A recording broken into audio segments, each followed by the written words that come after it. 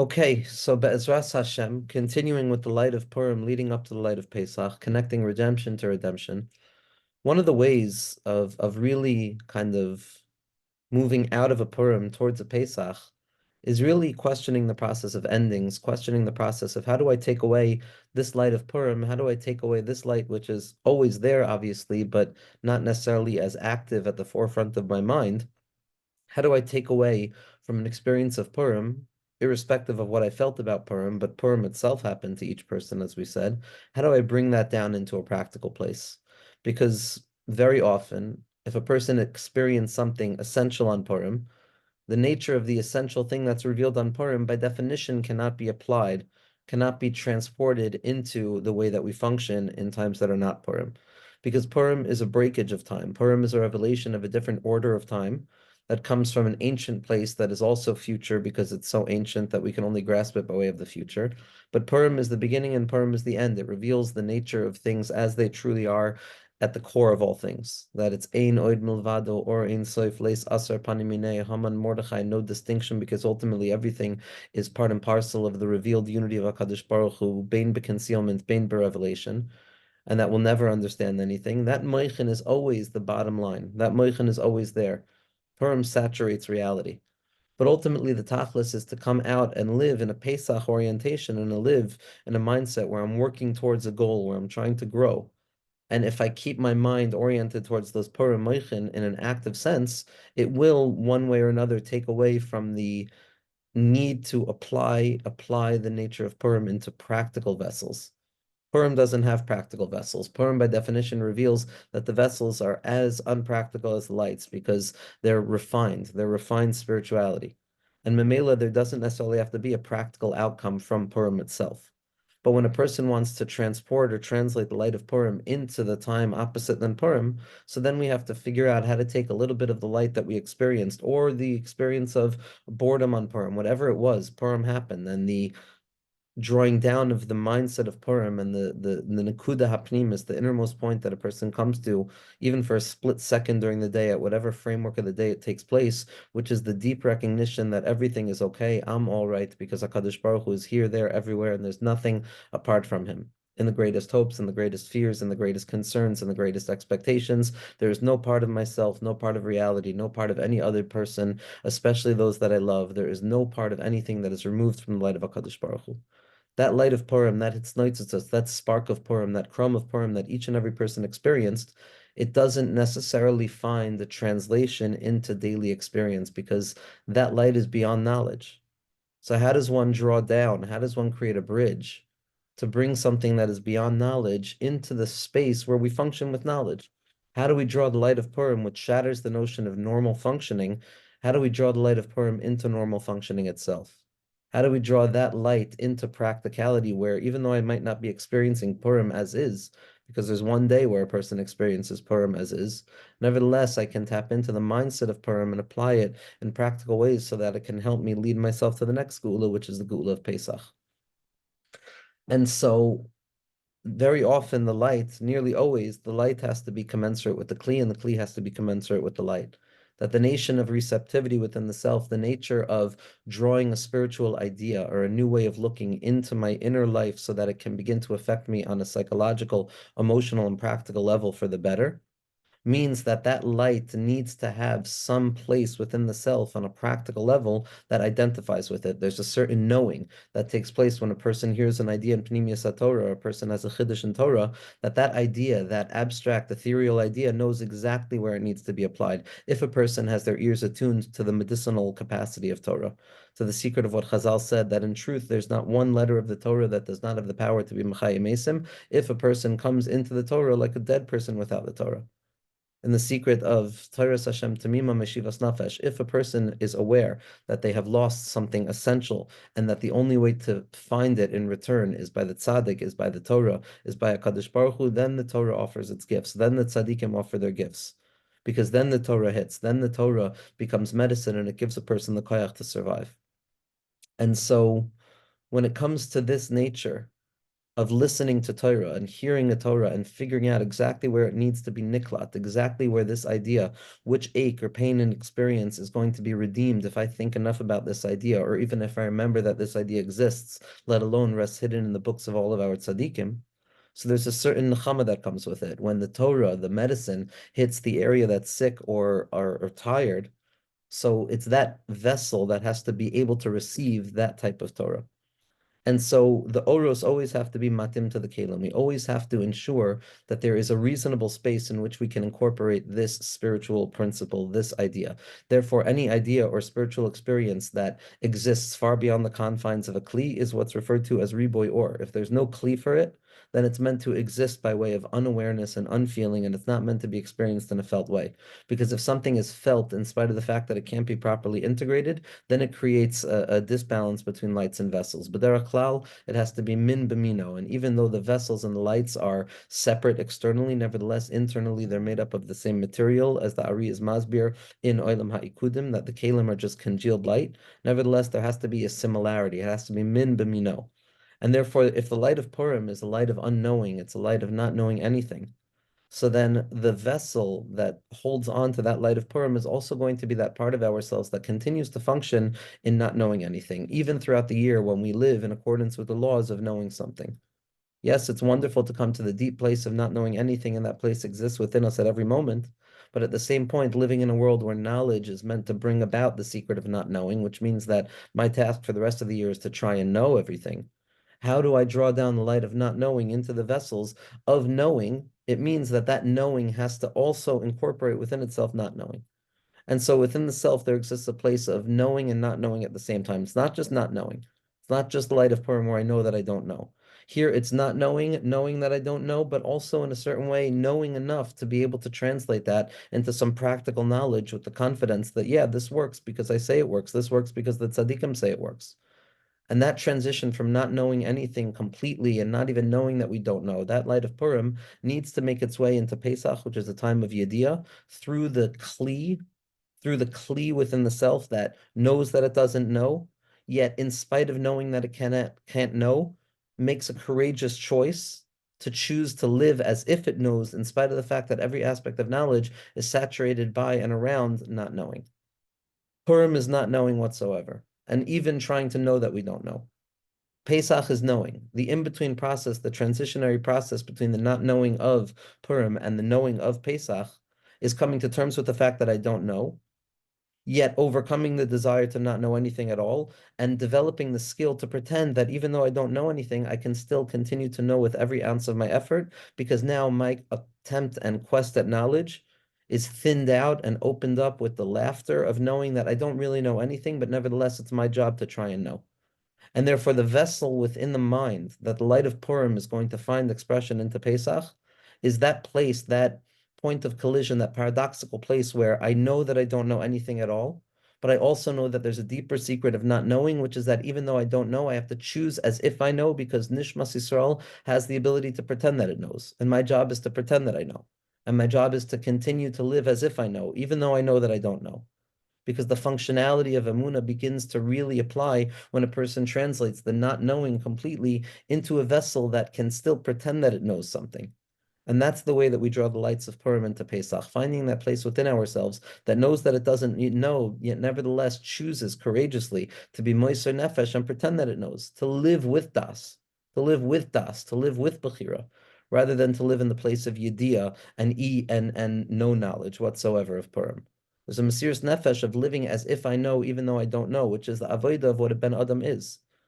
Ben Adam is loy Adam and Adam at the same time. There's das and there's no das whatsoever, but we have the ability to translate the reality of not knowing into the semblance of acting or pretending or some element of becoming that is the perpetual process of a human being in its development through the process of mahu afata, mamish being like an ape in the face of the Shechina, kekoif b'fnei Shechina. That's what Purim teaches us, but what leading to Pesach teaches us is that place of acting, that place of pretending to know, even though I know that I don't know, of holding on to that wooden sword, even though I know that the king knows that I don't have anything to fight with. And the way that this place expresses itself within the soul is the radical decision that begins as the firmly planted starting point. a starting point that is not based on anything other than the fact that it's a starting point. After coming to the cleared out field and the halal that emerges out of Purim, we come to realize that it is I who gets to plant the first tree. And the first tree, like Adam Arishon, emerging into Gan Eden, and Noach emerging out of the Teva, all of the attempts that we had to properly plant things after the Mabul, after the Purim, after the Halal HaPanui, after all of those things, it is up to us, as the tzaddikim teach us, to plant that first tree. And the first tree that a person plants is the tree of Emunah. When a person comes to a place of knowing that I don't know anything, the only thing that we can then pretend to know is Emunah, because Emunah is not built on anything known.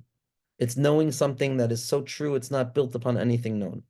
It's not dependent upon any known experience. It's not dependent upon any known evidence whatsoever. Emunah is something that emerges out of itself.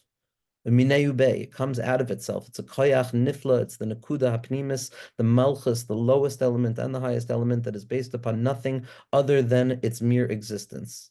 The source of faith is faith itself. That faith is dependent upon absolutely nothing.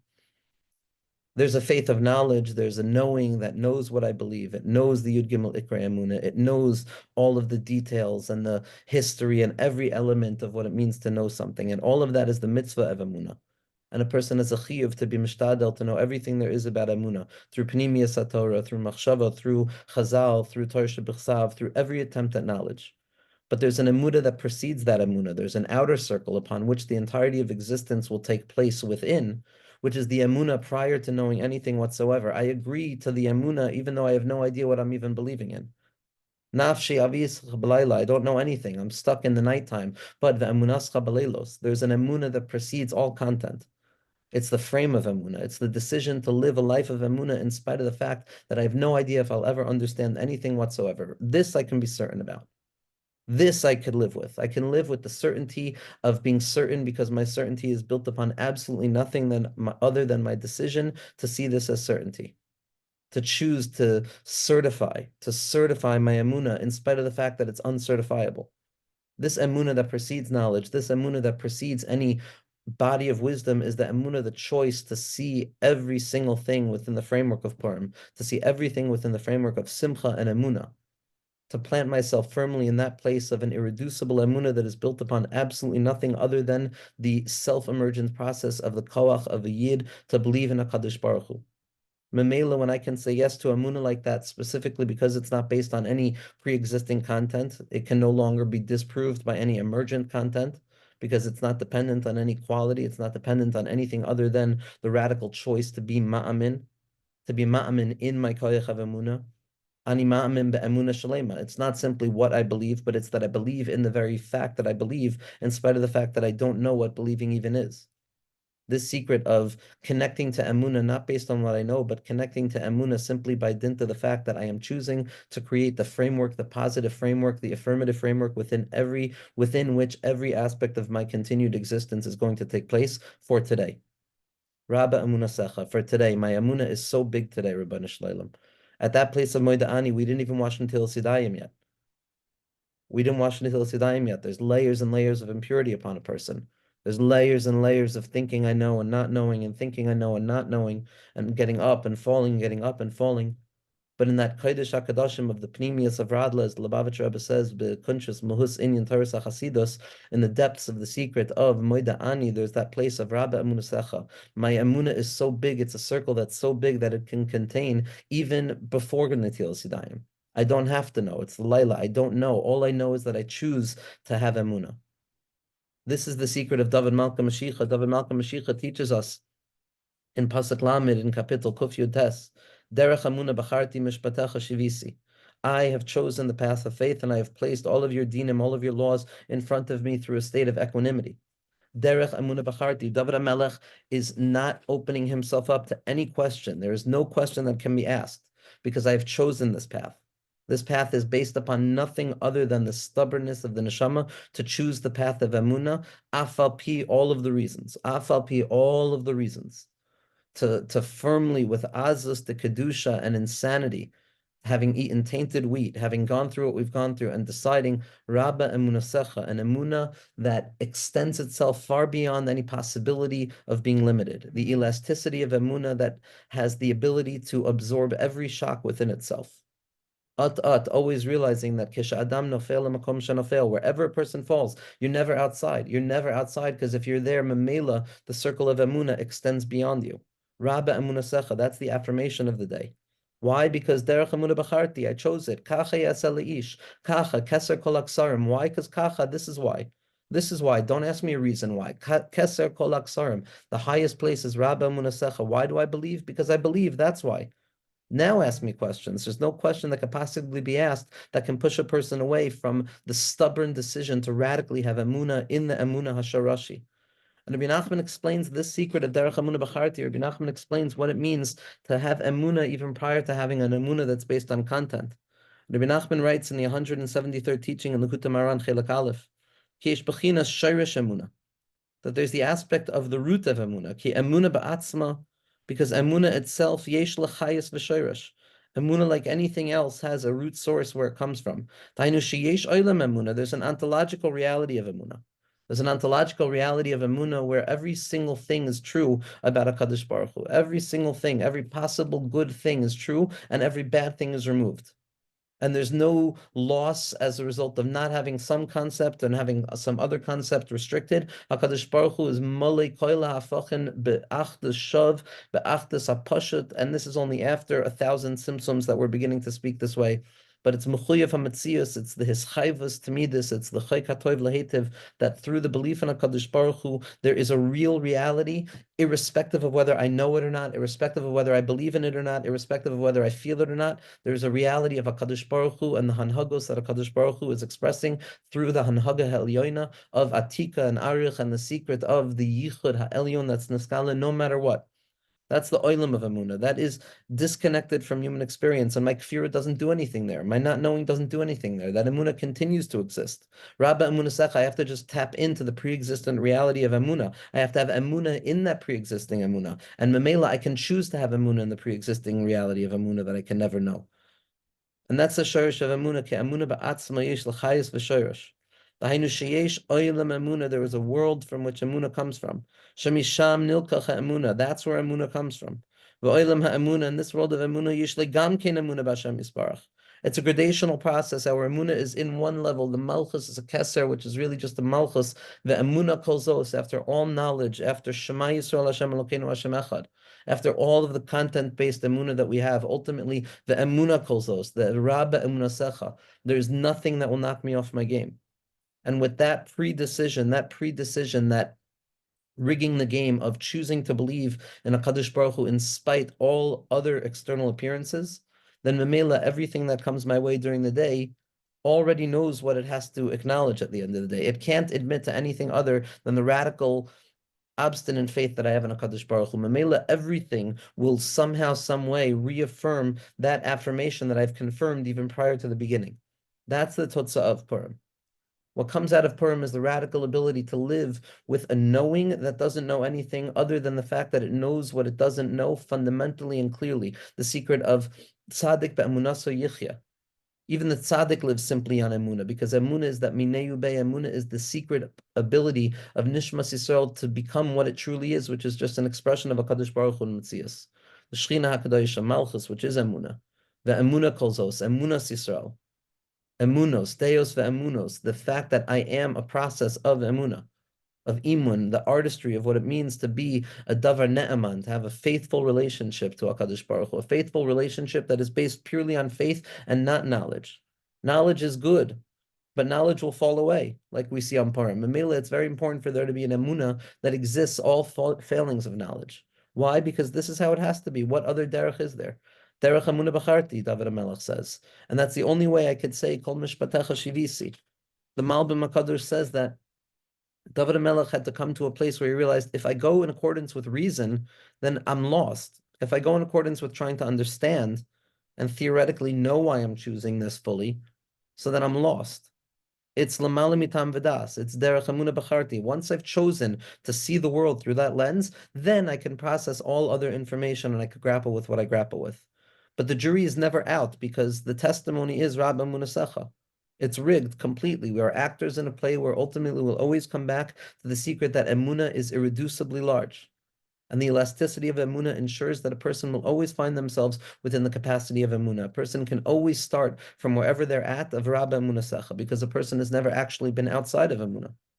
And when a person can radically affirm in this, the Emunah kolzos, of Derech Emunah B'charti, I've chosen it. It's not based on anything. It's Kacha Yasel Ish Asher Melech Hafetz Bikaro. It's Esther Loy Magedes. I'm not even going to try and explain what it is, because the attempt to try and explain where Emunah comes from is already to imply that there's a minimization of that Shorish of Emunah that can possibly be fit into words.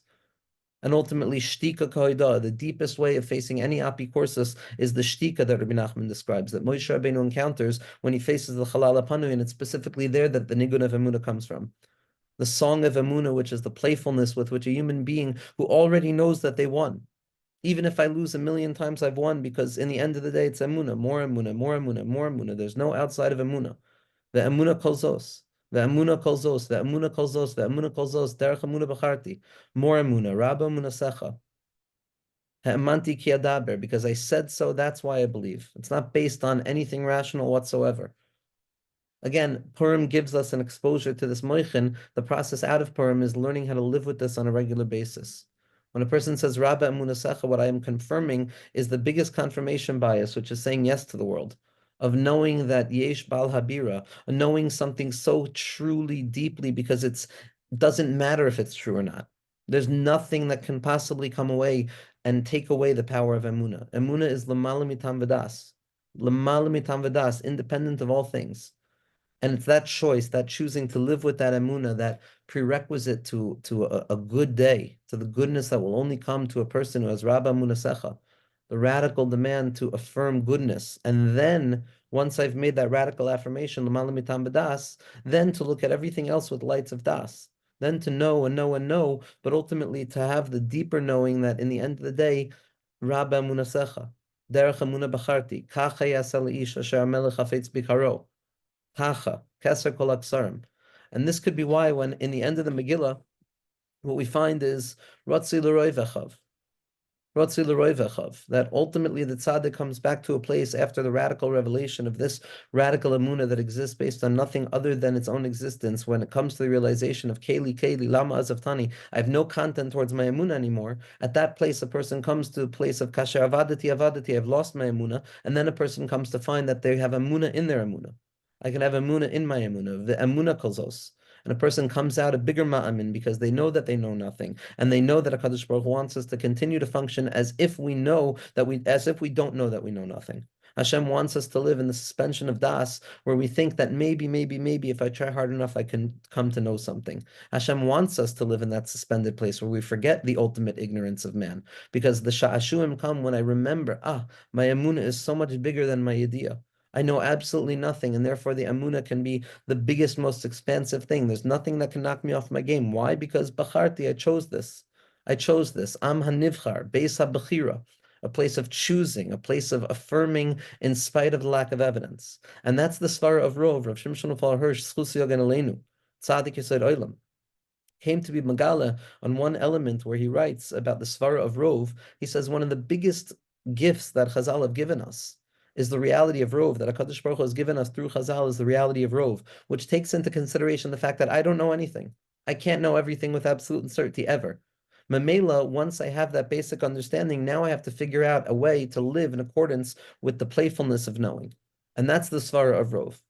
That you can live with a majority rule that in spite of the fact there's always the questionability of something changing and something being destabilized completely from what I previously assumed, that has to be the background, and then I can operate with the svara of Rov, that it's a majority rule. What my eyes see gives me ground to walk upon, even though I know that it's merely appearances, even though I know that it's Rakaha Aretz Olamayim, even though I know that Shushan Abir is really surrounded by Nahar Ulai. The secret of Rov is the ability for a human being to live within a space of ignorance and to play with knowledge as if I know something, and to live in accordance with that pretending, because the opposite of Rov is bore. It's an emptyless pit. A person can become this nihilistic denier of meaning because they think that there's no graspability of meaning. The secret of Rov is being able to transform that not knowing and to allow it to be a functional model of living where I live with not knowing in a space of knowing. So every decision is based on the emunah that I know absolutely nothing, and also the idea of even though I know absolutely nothing, Hashem has given me room to try and know something. to bring sha'ashuim to HaKadosh Baruch Hu, because the more I know, the more I come to realize that I don't know. And the Svar of Rov enables us to live in that place, and that could be Ratzi L'Roi V'Chav. That Mordechai at Tzaddik comes to teach, the Tzaddikim always come to teach the principle of Rov. The Rambam comes to teach the principle of Rov. That we're the Rov. Every act that we have is Machriya Latov. And this secret of Ratzah L'Roi V'Achav, that there's a Giloi of Rov, the Svara of Rov, comes into Metzias, which is that even though we don't know anything at all, we have to pretend that we know. And with this, we come into Pesach, and with this, we come into all of the pretending of the night of the Seder. All of the pretending of the night of the Seder, and all of the obstinate Emunah that we continue to have, the Emunah Kol Zos. That derech emunah b'charti, I have chosen this. There is absolutely nothing that can come and push a person out of the framework of seeing things in a positive lens as emerging from the best of what our tzaddikim have to give us and what the Torah has to give us, and living in that perspective, a person will not lose out on anything. Bein kach, we have nothing. Bein kach, we have nothing. Purim reveals that fundamentally clear. Mamela, we have to work with what we have, which is the radical secret of Emunah, the Razid de Meimnusa, the emergence of Emunah, Minei Bey, built upon nothing other than the fact that I'm a mammon right now. And at that point, the person is koifer b'choil avodah in the world. And one moment is machriya, the metzias of a person's entire life. A person has one moment of Emunah kol zos, of the elasticity of Emunah, which a person can never actually fall out of. There's no reality at which a person actually falls out of it. Because Einon Milvado, Ve'amuna Kol Zos, Einon Milvado, I don't know anything. But I still have to live as if I know something in order to get to Pesach, in order to know the difference between Chametz and Matzah. But this knowing, this delicate type of knowing, is choosing to know in spite of the fact that I don't know. It's an agnostic faith. It's a faith that takes into consideration every possible doubt and says, I don't care, because in place of all of those doubts, I am choosing to believe. Derech Emunah B'charti. Derech Emunah B'charti, and once a person enters into the gate, Bazois Yavo Ala Aram, Vazos Yavo Aram, Ela Kodesh. This is how a person enters in the loy lishma of choosing the Emunah Kol Zos, Rabba Emunah Sach, even though I don't know anything. That's the entryway into the gate of experiencing HaKadosh Baruch Hu in the Pratim. That's the entry point of knowing nothing and then entering into the place of more moments of Yediyah, of the Makom Ha'aron Einam and Amida. It's there and it's not there. It's real and it's fake at the same time. I believe because I believe, because I believe, because I believe. And what this reveals is the ever-present nature and opportunity for a person to tap into the deepest level of Emunah, no matter where they find themselves, and to affirm the goodness at the heart of all things, and to be mukushra to the Chayo Elamim, to the secret of Ar Haman and Baruch Mordechai, the secret that after we come to the knowledge of Baruch Haman and Ar Mordechai, then we come back with a fuller acknowledgement and a fuller stance on Baruch Mordechai and Ar Haman. That it's the tzaddikim, it's the Rabba Emunah Sech, it's the tzaddik Yisod Olam. The fact that in the Zohar HaKadosh, the entire world is suspended upon the flimsiness of the Levyasan's tail, Levyasan's fin. In Shas, however, we see that it's Sadik Ba'amunaso Yechya and Sadik Yesod Olam, because the Yesod is built upon Emunah. It's built upon Emunah. It's nothing other than what it is. It's the choice that a person makes to live in accordance with this mindset. And the way that I see the world is the way HaKadosh Baruch Hu is going to be Megal himself to me. And this is the secret of the Emunah Kol Zos, of Derech Emunah B'charti. And we should be Zoichet to make our way towards Pesach Be'ezras Hashem, with the artfulness and the playfulness of Emunah, to be Zoichet to Cheres Amiti Be'ezras Hashem.